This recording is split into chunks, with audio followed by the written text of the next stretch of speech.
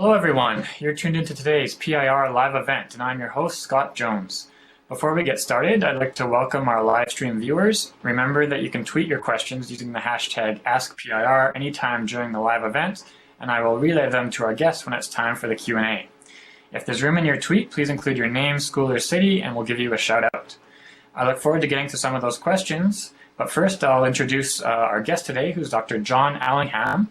Dr. Allingham is a Canada Research Chair in Structural Biology and an Associate Professor in the Department of Biomedical and Molecular Sciences at Queen's University. Dr. Allingham, thank you so much for joining us today. I'll turn it over to you now so you can tell us a bit about your work.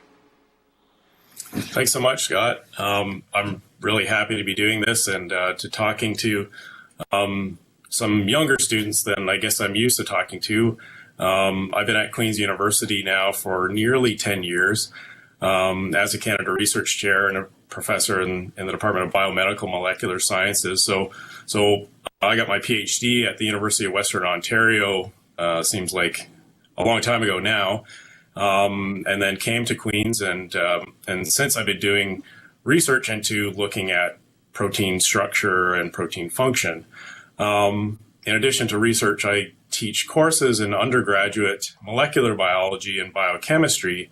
And I guess the intent for today was to just give you guys a bit of a sense of what I teach and what my research is about, and to give you a look inside the lab where the research is done. So maybe the place to start is for me to give the high school students a bit of a view of what my undergraduate students would see in one of my lectures. So I'm just going to fire up a PowerPoint here. And so if you're in my introductory molecular biology course, this is what students would see when they come to lecture. So what I'm going to do is give you a quick lecture and a bit of an outline on protein structure so that we're all up to speed when we talk about proteins and what we do inside the lab. So I think probably most of you are aware that all of our genetic information is encoded within DNA, within our genome. And DNA is a double-stranded molecule, as you can see here, and it's held together by base pairing interactions, as well as a number of other interactions that give it this nice regular structure.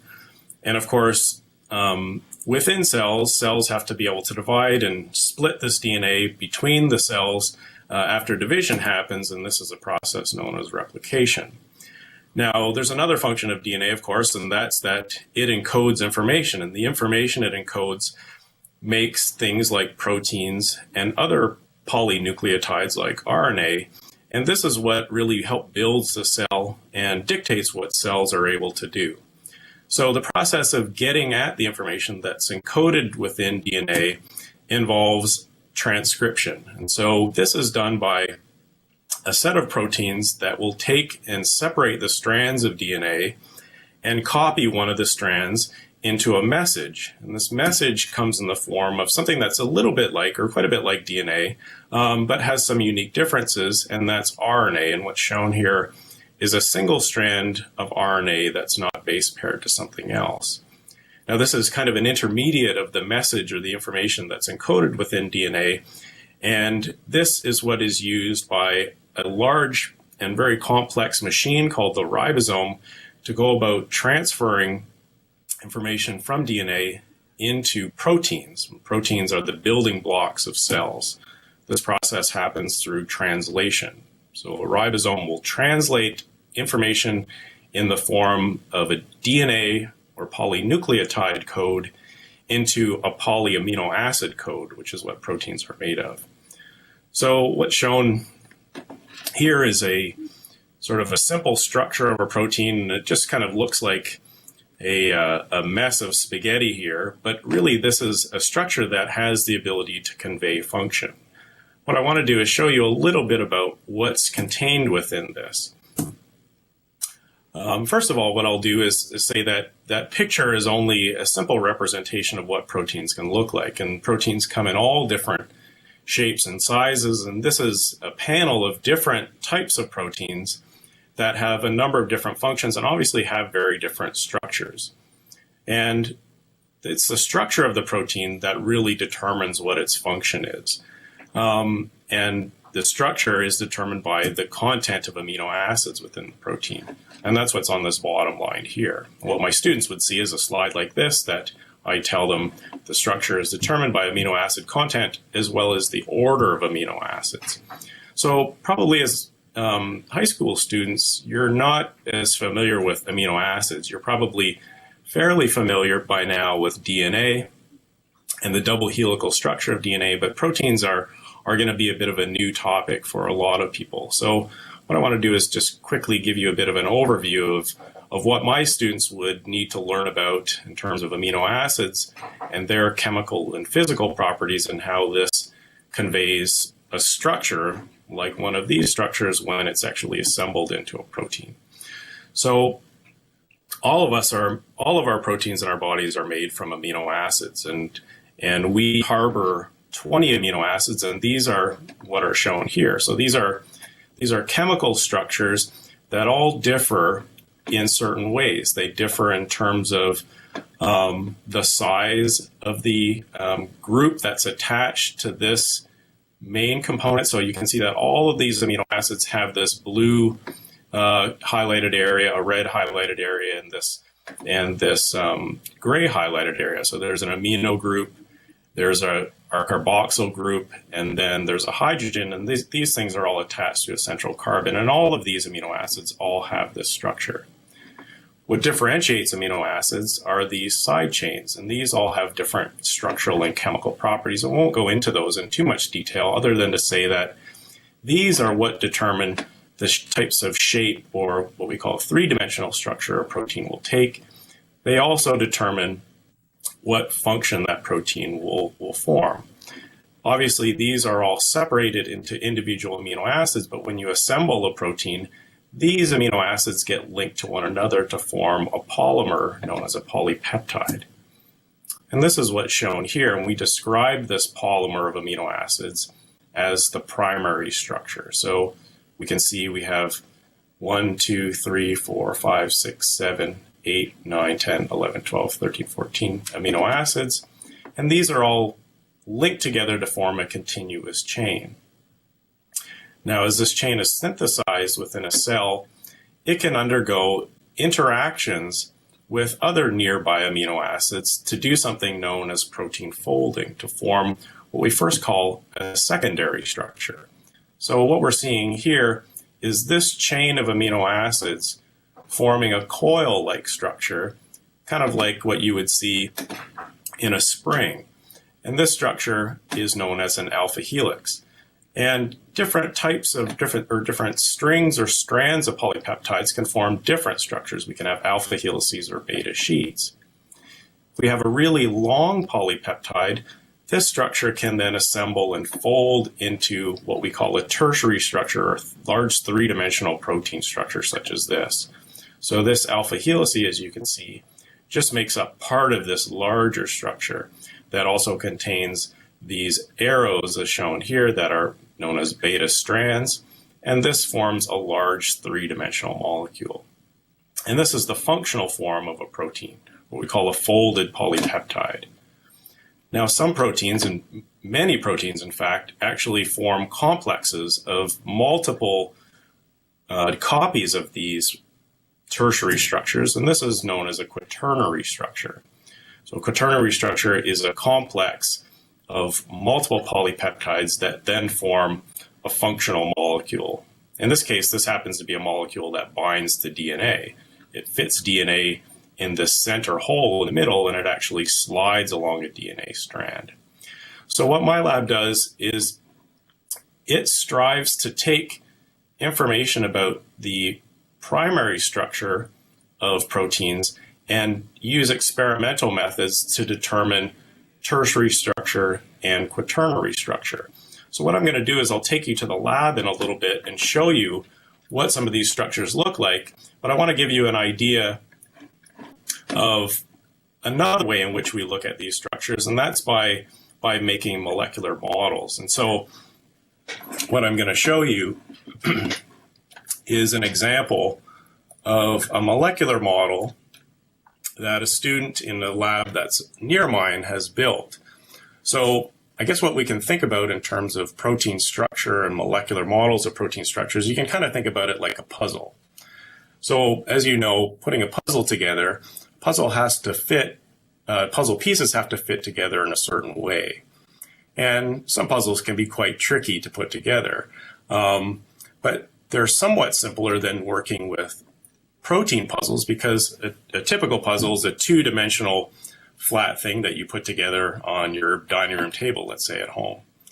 In the case of a protein puzzle, these are three-dimensional structures where the pieces have to fit together in a very specific way, and it's not easily determined how a set of amino acids fits together to go about linking up into a protein structure. So what I have here is a protein model that a graduate student has put together using an organic chemistry set. So some high school students may see some of these, but they may only see them in a fairly simplified format. This is obviously a fairly complex chemical model. And what this involves is individual amino acids. See if I can get it in the camera okay. Individual amino acids. So this is a starting amino acid here. And these things all link together into a polypeptide chain. And this structure wraps around, starts here, and it wraps around, and it continues to wrap around, sort of like a coil, to form this large structure. And it has a regular configuration to it. You can see if we look down, if I can angle this the right way, we can look down and we can see that it has this center part in the middle that has this repeating pattern, and that helps the protein fold. It's actually all these yellow bonds here. These are known as disulfide bonds, and those involve amino acids called cysteines, which the upper year high school students would probably become familiar with pretty soon. On the surface of the protein, the outside of the protein that's exposed to the environment inside of cells, which is going to include water molecules, we have amino acids that are pointing out to the surface. In this case, this is a protein that has a particular role inside of a certain type of insect. So this is a protein that's found in, if anybody lives in Ontario and you're cycling or you're out near the water in springtime, you'll see all these little tiny black flies flying around. And if you're a cyclist, they get inside your mouth and they get in your eyes and they're a real nuisance. Well, part of what allows these little flies, they're called Lake Ontario midges, allows these flies to survive over the winter is that they make this protein. What this protein does is it protects them against freezing. So this is what's known as an antifreeze protein, where this protein is made in that midge and it helps prevent ice growth within the internal body system of that organism and allows them to survive very low temperatures. Now, the way this protein does that is that maybe you can see on the top here, try to get this in the right orientation, you can see that there's a series of amino acids that lie along the top, and they'll repeat over and over again. They have this ring structure. If I put this up to the camera, you can see this sort of ring structure right here, and it continues one ring after another, after another, after another, after another. And the structure of the protein places these rings in this repeating orientation, and it has these red groups. These are oxygens that also point out all in the same orientation. And what this allows the protein to do is it allows it to bind and merge with ice. And so another complex model, this is a model of water molecules that are hydrogen bonded together as the water freezes to form ice. So it's got this regular pattern. And you can see that these rings represent, or the black little spheres here represent waters. The white bars in between them holding them together are hydrogen bonds, and they form this sort of hexagonal pattern where we have 1, 2, 3, 4, 5, 6 waters linked together in this regular lattice. Because ice has a regular lattice like this protein is able to bind to it because it also has, and I'll move the protein back a little bit so that everyone can see it. I'll try not to drop this because the student who made this would be very upset with me. This protein having these regular groups on top will actually merge with that ice, and all those red things that point out the top, all of these are all oxygens, they'll merge and hydrogen bond with that ice lattice, and they'll prevent ice growth within that organism. Okay, so this is a molecular model of what a protein looks like, and it was determined by a student using a computer, taking the amino acid sequence and trying to predict what the protein looked like without doing any experimental work. Now, what I want to show you in the lab is actually the experimental tools that we use to go about making proteins like this, that we can then use research methods such as protein crystallography, which I'm going to tell you about, and show you the instruments that do this, to go about determining the structure using an experimental method. So as I wander my way down to the research lab, I'm in my office right now, what you're going to see is a video of another antifreeze protein. So different organisms make different antifreeze proteins. What you'll see is an antifreeze protein that has a different structure than this.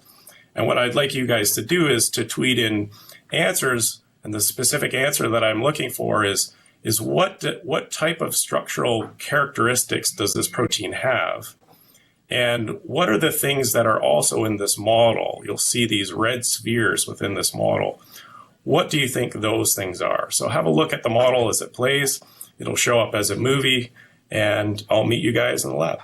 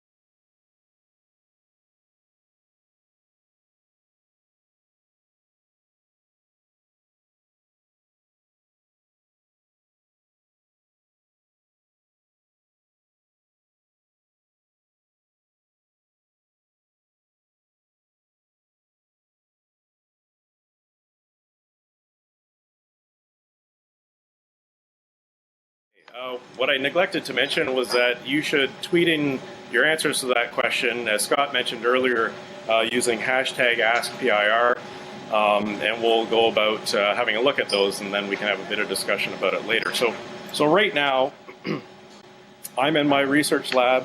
This is in Botterill Hall at Queen's University, and you can see behind me a couple of the benches as well as chemicals, and of course there's people working in the back. So these are researchers who are part of my lab, and they include graduate students and postdoctoral fellows, and they're basically all interested in the relationship between protein structure and function. And so, well, what I'll do is I'll introduce a couple of people and let them tell you a little bit about what they do, and we'll show you around the lab what the process that we apply to go about determining protein structure experimentally. So I'll introduce you to one of my graduate students. This is Ursa Shukat. Hi everyone. I'm really excited to show you guys a little bit about what we do in the lab today. So we'll go through a process called protein purification, where we can make lots of protein and E. coli bacteria and then purify it so that we can use it for crystallography, which Dr. Allingham will tell you about a little bit later. So I guess we can... Sure. So what Ursa is going to show you is, she'll show you plates that have bacteria on them, and I'm sure most students are taught that, well, bacteria are bad things, and this is why we need to wash our hands to protect from infection. But in our case, bacteria are actually quite useful to us because they provide a system to express genes that encode proteins that we're interested in. And so we've taken bacteria and we've inserted DNA into them, that allows these bacteria to grow under a certain selection, and we'll select the bacteria and force them to grow and make a lot of this protein for us. So Ursa's going to show you this. So here's an example of a bacterial plate. So here we have colonies that are made up of cells that have our protein that we want. So what we do is that we want to make lots of these cells.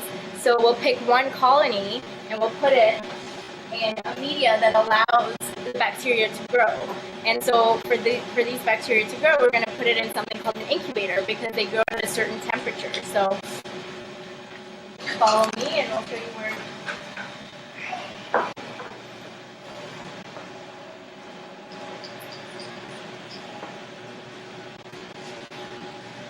So we'll put it in an incubator that we can turn up at a certain temperature and put our plastic in here.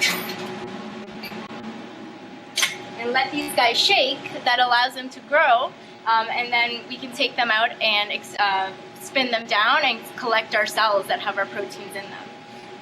So in order to do that, once they've grown, we'll take them out and we'll put them in a tube like this.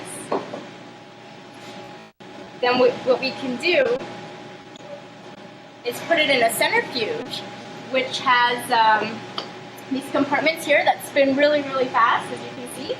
And what that will do is separate the media that these cells were growing in from the cells. And our cells will go at the bottom and the media will go at the top. And that way we can collect them and freeze them in something like liquid nitrogen or dry ice. An example of something that's really cold. So when we add our protein to this, it gets really, really cold, and that allows our cells to be frozen at a temperature around minus 80 degrees. Okay. So once we've got cells that have made our protein for us, and we've gotten a lot of cells, we'll use a number of different methods that include enzymes as well as physical forces such as sonic waves, as well as just sort of beating on the cells to crack cells open, and then we'll isolate the material that was inside of a cell, and this will contain all of kinds of different proteins, and we have to go about separating our protein from the proteins that exist inside the cell that we don't want. So what I'm going to show you here with Ursa's help is the instrument that we use to go about fractionating the contents of cells. So this is known as an FPLC, or a liquid chromatography system. And what we would do is we would take the cellular material that we've isolated from those cells, put it in a needle that we can then inject into our FPLC. And the FPLC has a set of buffers and a pumping system that will take the protein out of here and load it onto this long column. What this column does is it separates proteins based on their sizes. And so if we know something about the protein we're interested in terms of its size, and its size is determined by the number of amino acids within the protein, then we can separate our protein from proteins that are different sizes that we don't want. After the proteins go through that column, they can then be separated on this thing, as you can see at the bottom, known as a fraction collector. So each of those fractions contains a different type of protein or a different size of protein, and we choose the fraction that we're interested in, where our protein of interest is. And we now have purified sample that we can conduct the crystallographic studies that I mentioned to you just a little while ago. So what we're going to do is I'm going to put this computer back, and I'm going to show you what we do with the protein afterwards. Okay, so I'll be back in just a second. You'll see me on the other computer.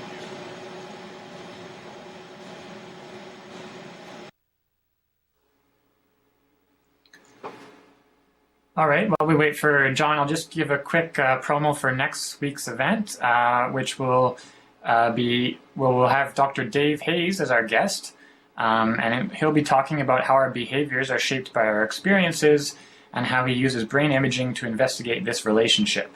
So you can watch that live on Thursday, March 17th at 11 a.m. Eastern. Feel free to submit your questions in advance or watch the recording on YouTube the following week for the answers to those questions. So John should be with us shortly, and then we can also get to those answers from the video that he posed to us before. Okay, I'm here, Scott. Can you hear me? Yes, I can. So I can't see my video feed on this computer, unfortunately. So all I can see is you, but I'll do my best to try to show you guys what we have here. So what we do when we have our purified protein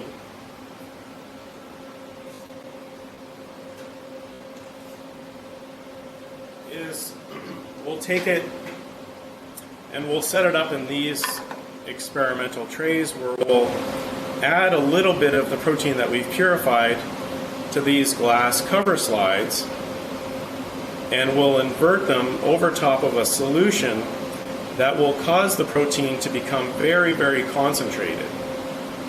And some types of solution will concentrate the protein to a point that it will form a crystal. It will form a crystalline lattice, almost like a grain of salt. And that grain of salt or that crystal is very, very useful to us because we can use a highly focused beam of X-rays, this is what X-ray crystallography is, to go about exposing those protein crystals to X-rays and using that to determine their structure. So what we would do is use this small device here. This has a tiny nylon loop at the end that you probably can't see. And we use that to go about harvesting the crystal out of this drop. And once we have the crystal in this loop, we'll take it over to this machine here, which is so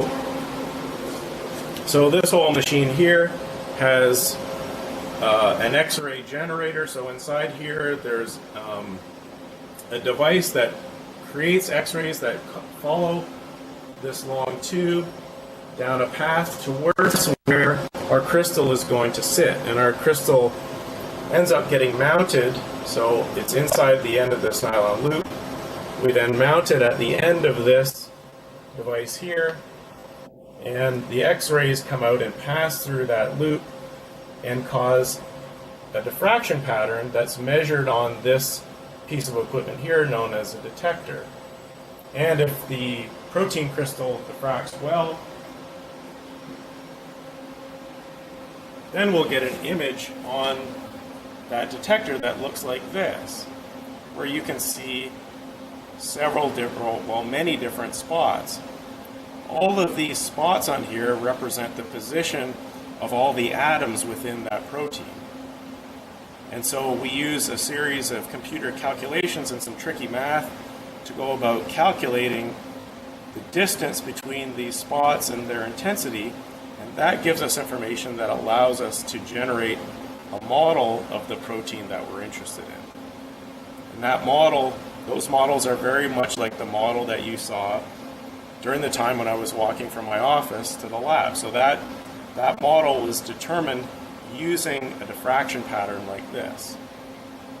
So in a nutshell, that's basically what we do in the lab in terms of purifying protein from bacteria, crystallizing it, doing X-ray crystallography, and then there's some other things that happen that I don't have time to show you that involve using diffraction data to calculate what a model of the protein looks like. So now I'd like to go back to my office if I can, and I'll take any questions that have arisen over the course of our video. Okay? I'll see you guys in a second. Yeah. Thanks, Scott. Yeah. See you soon.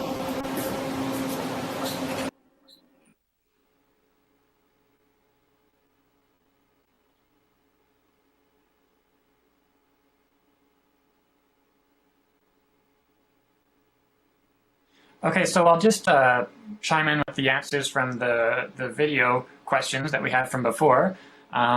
So the shape that you were looking at was an alpha helix, And the red dots were actually water molecules in a hexagonal lattice structure. So if we get a chance, maybe we'll probe John for a bit more information on that too. Okay. Hi, John. Hello. So I just went over the answers to the video questions that you gave us. I didn't get anything over Twitter yet. Okay.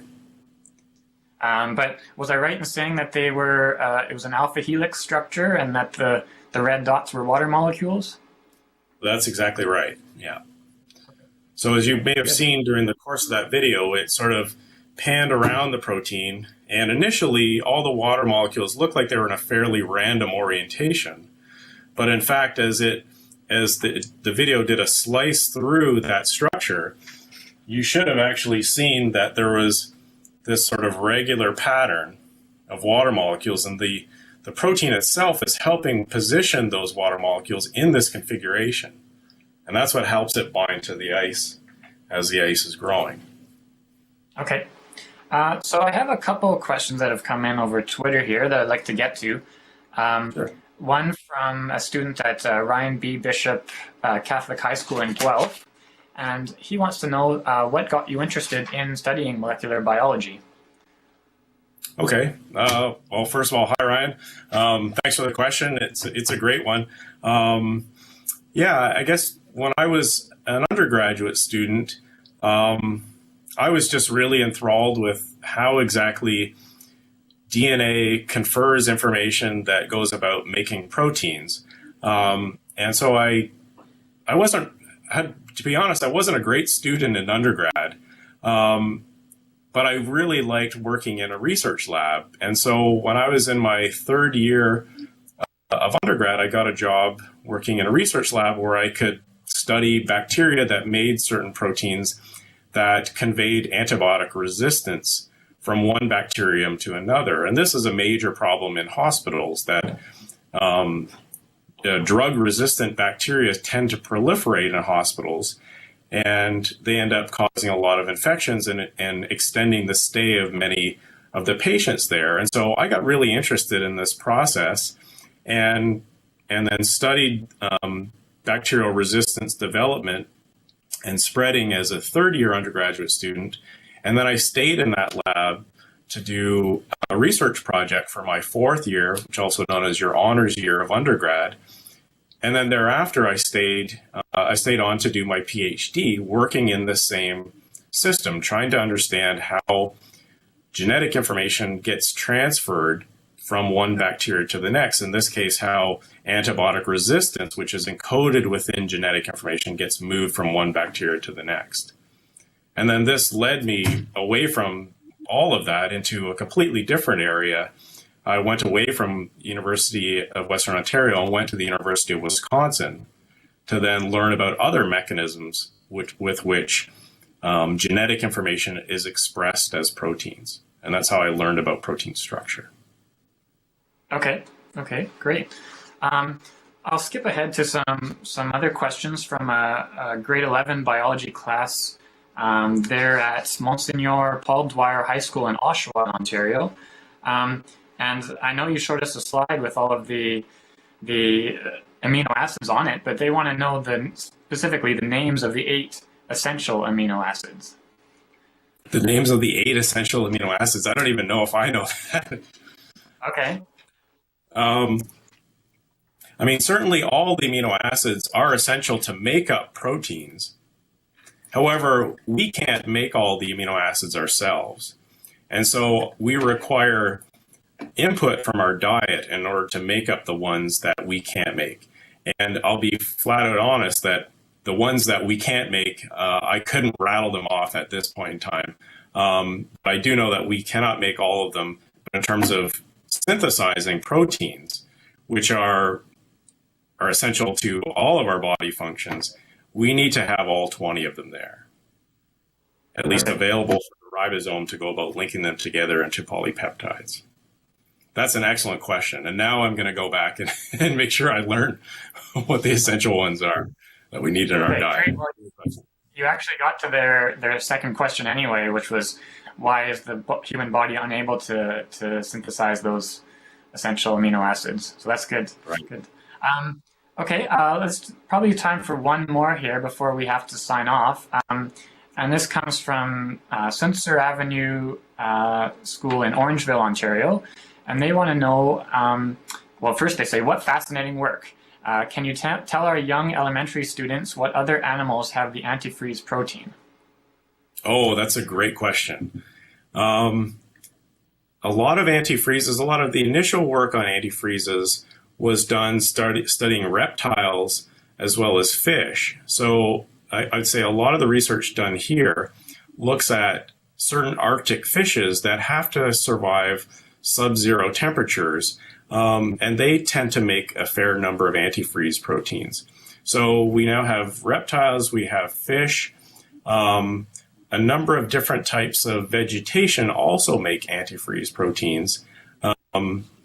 Some types of grasses that survive over winter in fields in Arctic and Antarctic climates, they have antifreeze proteins. We talked about several types of insects that make antifreeze. One of the researchers at Queen's identified an actual organism. It's a form of a flea. When he was out cross-country skiing one day, he looked down and he saw this little black speck near his ski boot, and he took a picture of it and then collected a few more of these from his laboratory and worked with other researchers and found that this little snow flea expresses an antifreeze protein as well, and this is what helps it survive. In terms of additional animals, really, really simple animals such as fungi, which you're probably more familiar with as mushrooms, they make antifreeze proteins as well. So they're all over the place, and they're things that allow these organisms to live over the winter and then be revived come springtime and survive, what would normally cause a freezing event that would be deadly to you or I. It's a great question. Great. So I certainly learned a lot today, and I am sure all of our viewers did as well. But we're fresh out of time, unfortunately. So I'd like to say thank you again to all of our live stream viewers, and of course to you, Dr. John Allingham, for taking the time to walk us through your lab as you did and to get to all of our questions. So thank you so much for doing that. My pleasure. Okay. Before we sign off, again, there's the event next Thursday, March 17th at 11 a.m. with Dr. Dave Hayes, where we'll talk about some neuroscience and work that's being done with the brain. So thank you again, everyone. Bye.